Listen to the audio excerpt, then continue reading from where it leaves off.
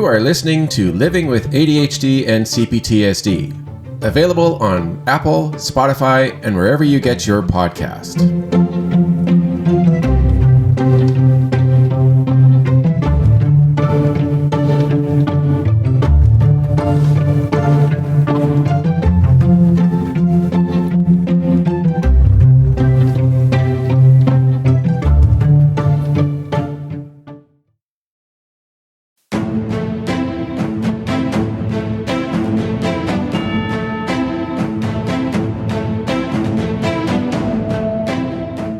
Hello everybody and welcome to another episode of Living with ADHD and CPTSD. So today we have a CPTSD episode and I'm going to talk about how quickly I go from a normal calm state, grounded state, to being overwhelmed, anxious, triggered, blended. Pretty simple.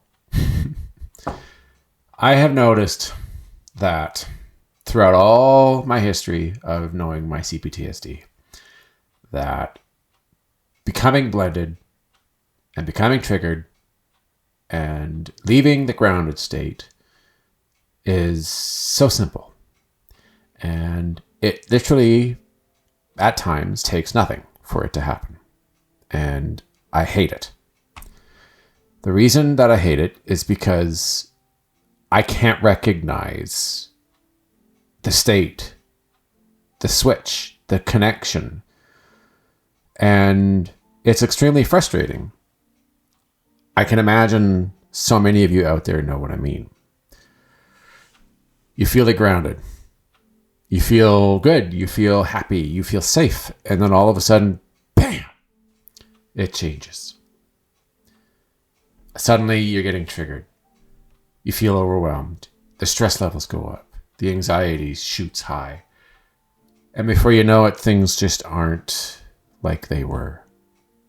But the problem is that exactly the point before you know it. Because I don't. I'd love to be able to recognize instantaneously the moment I go from a grounded, relaxed state to a triggered state. To feeling overwhelmed, to feeling that stress shoot up, to feel that anxiety, that stress, that pain that you feel. And the reason that I wish I could feel it is because the problems that I'm having, not being able to notice it, is really causing a lot of problems with my relationship. I still at times struggle to accept the reality that I have this crazy trauma that really gets in the way of being an adult, living an adult's life with responsibilities and doing things that an adult does in a day-to-day life, like taking responsibility for actions, knowing that you make a mistake, you got to apologize. Someone is talking to you, you need to acknowledge them and to meet their needs. But I fail to do that. And it's not because I don't care. It's not because I'm a mean, bad person, and I'm definitely not a psychopath or a narcissist. It's strictly because I'm triggered. I don't have the ability to notice all the little things that I have to notice. Someone gets upset at me, done, gone, triggered. And it's easy to say it now like that. But in the moment, when it's happening, no, I'm not. I'm not noticing it. It's like I'm oblivious. I'm numb to the effects of the change in my behavior. Mentally, physically, emotionally, I have no idea that it's happening. It sucks. It's crazy. I would give anything to be able to have the skill to notice it now, right when it happens. not a half an hour later, after all the fighting and all the stress and the emotions, or in my case, lack of emotion. I want to know now. I want to figure this out. I want to be able to immediately notice that something's wrong. I don't like how it feels. I hate it. I would give anything to feel normal. Honestly, it's a freaking pain in the ass because you sit there and I want to be able to participate. I want to be able to feel happy. I want to feel normal. But the fact that I get triggered so easily and can't recognize it is extremely frustrating. It's to the point where I just want to escape. I don't want to be there. I don't want to have anything to do with it. I need time away. I need time just for me in order to feel any peace, any kind of normalcy. Because day-to-day interactions where it's nothing but anxiety and stress and triggers and emotions that I can't control or can't regulate, it's too much. It gets to the point where I can't handle it anymore and I don't want to deal with it. And so I end up shutting myself down. Sure, I can talk, I can listen, I can reason, but other than that, forget it. Like, you're not going to get any decent response out of me. There's a good chance that I'm not going to understand what you're talking about. And if you're going to want empathy and you're going to want understanding and you're going to want the proper response, good luck. Because at this point, you're not going to get it. All I'm doing is trying to avoid, trying to zone out, wanting to dissociate, wanting to feel good, wanting to escape and avoid the pain and that stress and that anxious feeling that I always get when this kind of crap happens. You know what I mean?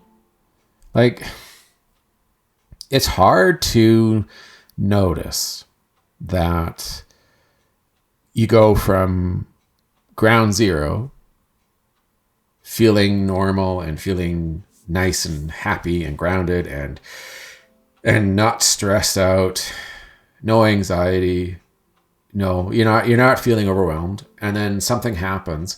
You make a mistake, you make an error in what you're doing, or like, I made an error in judgment, and I remember it. I was triggered so fast that the ability to even realize that I was triggered was non-existent. And that was the suckiest part of it all, because I'm standing there and my first thoughts is, why are you getting so upset over something so minor, so small, so insignificant? Like, seriously? Is it necessary? Yeah, I know. I made a mistake. So why does it have to be so ridiculously serious? Like, it never has to go that way. And that's the thing, is that there's the adult in me that wants to just play it cool, be the adult, say the right things. But then all my child parts are sitting there going, hey, this is ridiculous. Like, this is unfair.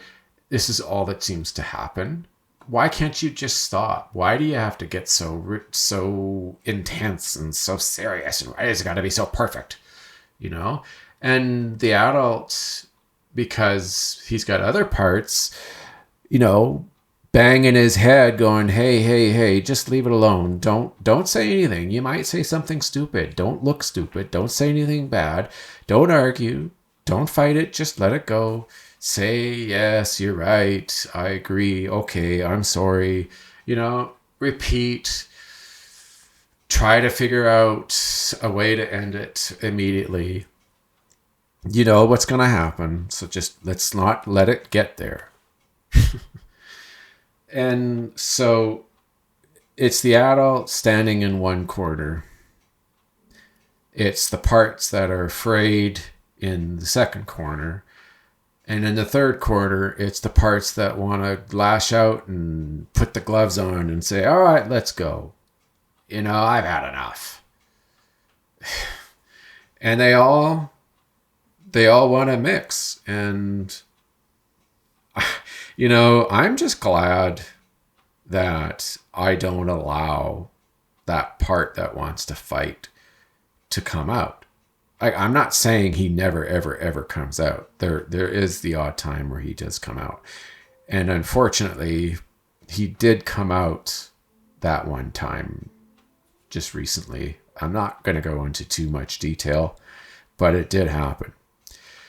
He said, my part came and said, why do you make such a big deal?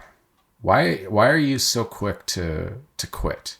Why do you quit so fast? Boy, did that ever not go over well. That was my child part talking, trying to start something because he wanted to defend the adult's honor. He wanted to stick up for the adult because the adult didn't want to stick up for himself. He didn't know how. He was just frozen. And the fear part was beside him going, okay, no. Let's not do anything rash. Let's just wait it out and we'll be fine. But it got to the point, and this has been a cause of concern right now for myself, is that there's been way too much where I'm only having so much patience before the other part, the one that wants to fight, is getting stronger and is tired of waiting for the adult to do the right thing. But the funny thing is what is the right thing? That's the problem, that he thinks the right thing is to fight back, is to defend, to say stuff that will, well, he thinks is going to solve the problem, but in reality, it just makes it worse. And of course, the fear part never wants to talk. All he wants to do is just hang out and say whatever he needs to say in order to fix this. So he's basically fawning. He just wants to say, okay, you know, all right, I understand. I'm sorry. I realize I made a mistake. And then in the back of his mind, he's just saying, I don't really want to fight anymore. I just want to make this go away. I'll say whatever I need to say to make it better. And the adult, of course, well, the adult's just sitting there going, again, what am I doing? What did I make go wrong this time? You know, like, and he's thinking in the back of his mind as it's racing, and he's trying to control his emotions, and he's trying to find the emotions, and he's trying to remember all the things that he has to say, you know, like apologizing and affirming my partner's needs and responding appropriately, instead of trying to explain and trying to defend and trying to keep his emotions in check, because he has such a hard time with those emotions that he's just better off saying as little as possible. Because if he says what is necessary and just that, there's good chances that nothing else will come from this. It's just that if it gets to the point where there's little left to do, yeah, it's gonna escalate, and that part is going to start to fight back, and it makes it worse. And then what ends up happening is my partner goes bonkers, rightfully so, and loses it. And my fear part says, all right, that's it. Just shut up. Find a way out. You know, like, I honestly, it's kind of been a repetitive circle. The loop's on, and I'm struggling to figure out where to go. And the fact, like I said at the beginning of the episode, the fact that I'm having such a difficult time knowing what's happening within myself. Like I'm so poor with my emotions that that's already done. And then mentally, I can't recognize the changes. Like, like I have such a hard time noticing that I'm triggered and that I'm overwhelmed that by the time I notice it, my partner has already established that and saying to me, hey, something's wrong. You're triggered or you're blended or you're overwhelmed. And I'm still trying to figure that out. I'm still trying to get to that stage and recognize it. And I know it's because I'm emotionally dysregulated and I go numb and it's like I shut down, I freeze, I do some fawning. I want to run, but I know that that's not going to resolve anything. So there's this incredibly stupid inner battle going on that I just want to fix. And the problem is I don't always know how to fix it. Like, can you imagine you're standing there, you're feeling good, you're having a good day, things are going well, your partner and yourself are getting along really good, and then suddenly something simple that gets completely overblown causes a ton of problems. And the emotions go flying and the voices get loud and next thing you know, I'm overwhelmed and I'm stressed out and I'm anxious and I'm triggered. And of course, my ADHD is going crazy because I can't remember what's being said. I end up having to be things repeated. I forget stuff. I forget what I'm going to say. I get lost. I'm basically screwed. And I don't really know what to do right then and there. And that's the problem, is I need to be able to, I have to find a method. I have to find a way to learn to see what's happening, like to see this triggered state. And I got to learn the differences. I got to figure out, hey, look, here's your triggered state and here's your calm, grounded state. What's the difference? What do you notice? And then there's this bit of stubbornness involved. Like there's so many little things that are kind of playing into it. Like they're stubborn. There's that part that wants to fight. There's the part that is scared and just wants to shut up and wants to just let things find its own way and not say anything. And they're all going at each other and trying to just figure out a way out of it before it gets too bad and to save any sort of ground that they're already losing. Like, it's a struggle. And I'm at a point where my back's against the wall, honestly. Like, I don't want you to think to any degree that my partner is a bad person. She's not. She's justified in the way she feels. And there's plenty of evidence and experiences and past situations that validate the way she feels and thinks about it. And I have a long road ahead of me and it's difficult. It's not gonna by any means gonna be easy to get there. And that's the problem, is I gotta find my way back.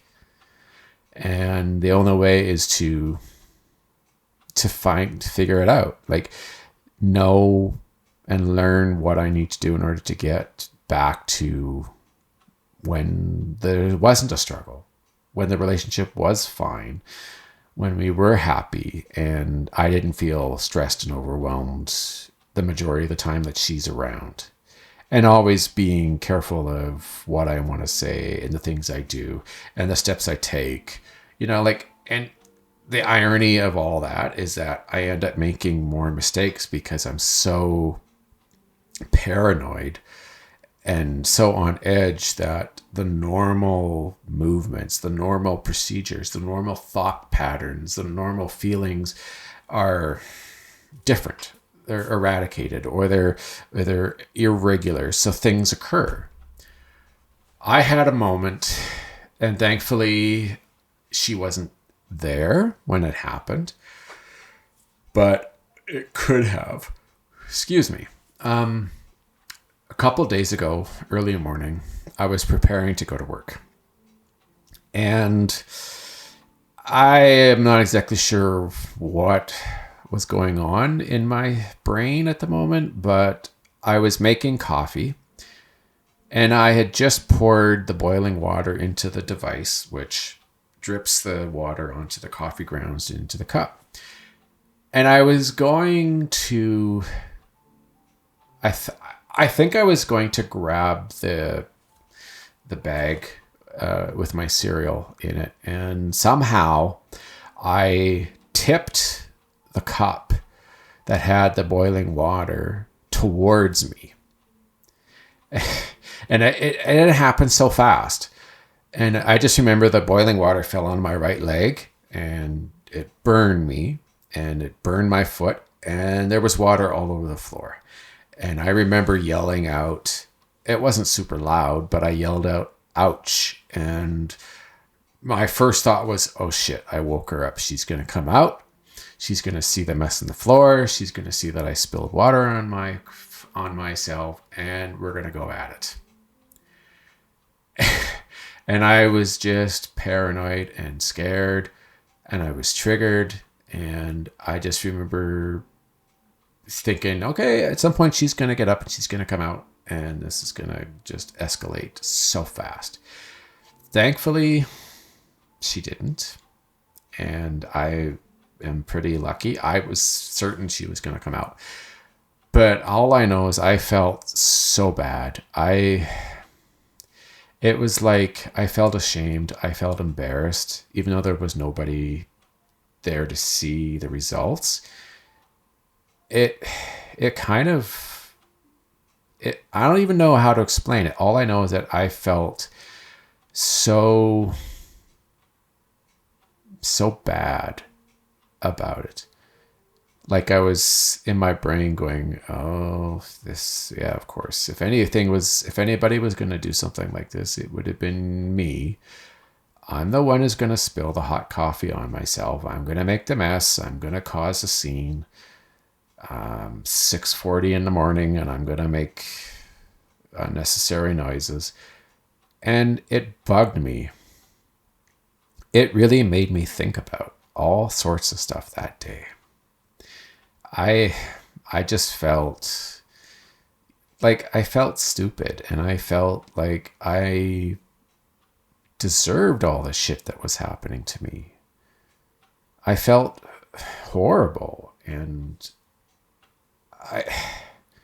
I was scared to say anything. I almost never said anything about it because I was afraid that it would just be another, attack and feeling triggered and more evidence towards the fact that I'm a moron or I can't do things right and that I'm not a perfect person, like my ADHD and my trauma and my autism's all going to pile on each other. And it was just going to be more evidence to destroy this relationship. And the only reason I did say something is because I felt that it was important that I explain what was going on. It's been on my mind. It's been bugging me ever since. And I just don't know what to do sometimes. And it made me see the reality of my life from another angle, from a much broader aspect and sense that I don't think I've seen ever. And if I have, it's been a very long time since I've seen it. So it really woke me up. It could have been way worse. I could have had severe burns. I could have had to go to the hospital and who knows? Like for all I know, I could have had 2nd-degree burns or 3rd-degree burns and had to be at the hospital and doctors doing whatever. Thankfully, it didn't get any worse. Like, it took a couple hours for the pain to go away. And I do have, well, the only one who gets to see it is really me. And I'm just glad it didn't get worse. And I really got lucky there. It could have been way worse. And it woke me up. It showed me that reality for me is that I need to be more aware. I need to be better about what I'm doing when I'm doing it. I have to stop pretending and not, I don't know what the right word is, but it's being in a better state, being more mindful, being more aware of my state of being. Like like the fact that it triggered me and it affected me for the entire day. Like, I had a crappy day. It just kept going downhill more and more and more. I got lucky. I could have had a ticket from parking and I got lucky. But I still paid for the wrong place. It just was one of those kind of days. And I just remember I got home and I was so miserable and so dejected. I didn't want to do anything. I was sitting there in my room saying, "Oh, I don't want to do anything. I don't want to make dinner. I don't want to talk to anybody. I just want to sit here and do nothing." And it almost went that way, but I just remember I made dinner, got it ready, ate, and then I just stuck. I was in my room. I didn't really want to do anything. And at least I owned up to it, like I didn't pretend or fake my way, but it's that kind of stuff isn't going to fly. If I want a relationship that's going to work, and I need to be the adult. I can't allow myself, you're going to get triggered. You can't always avoid it, but I need to be the adult. I need to be better in general. I need to know how to recognize the triggers. I need to know that my state of being is not working. I need to be better at just doing the right thing. But it comes at a price, I've got to do more work. I've got to be better aware of my state of being. I've got to be mentally sharper. I've got to be physically on top of things. I can't allow myself to just let it slide. And I can't pretend. I have to face the reality that I've got to be on top of everything in order for, to be in control of this. Because if I'm not, it's just going to continue and repeat, and it's just going to make things worse. And sooner or later, it has to happen. I'm at the point where I can't look away anymore. I have to face it instead of dissociate. I have to work instead of zone out. And I've got to face the realities and make the right choices instead of pretending and just standing there not trying. I have to do the right thing. And I have a feeling this finally was the straw that broke the camel's back. I hope you guys know what that is. It's just a saying, but it basically means you finally had enough and you're not going to take it anymore. So, all right, that's the end of today's episode. I hope that this was beneficial to you. It's not every day that you get to talk about stuff like this, but it had to come out at some point. So Thank you, everybody, for listening to my episode. If you have any comments, you want to email me, you got a suggestion, maybe there's an idea that you want me to discuss, there are a number of ways you can contact me. You can go to Twitter. My handle is at ADHD and CPTSD. You can email me. It's livingwithADHD and CPTSD at gmail.com. You can go to Mastodon. I joined that a few weeks ago, so you go to mastodon.world and look for Living with ADHD and CPTSD. If you want to join my Patreon group, you can go to Patreon and look for Living with ADHD and CPTSD. You can also donate towards my funds for software and for improvements in hardware. You can go to ko-fi.com, ko-fi.com/livingwithADHD and CPTSD. My website is www.livingwithADHDandCPTSD.ca. I also have a YouTube page where there's a lot of videos and other, stuff that you can watch. It's YouTube / Living with ADHD and CPTSD.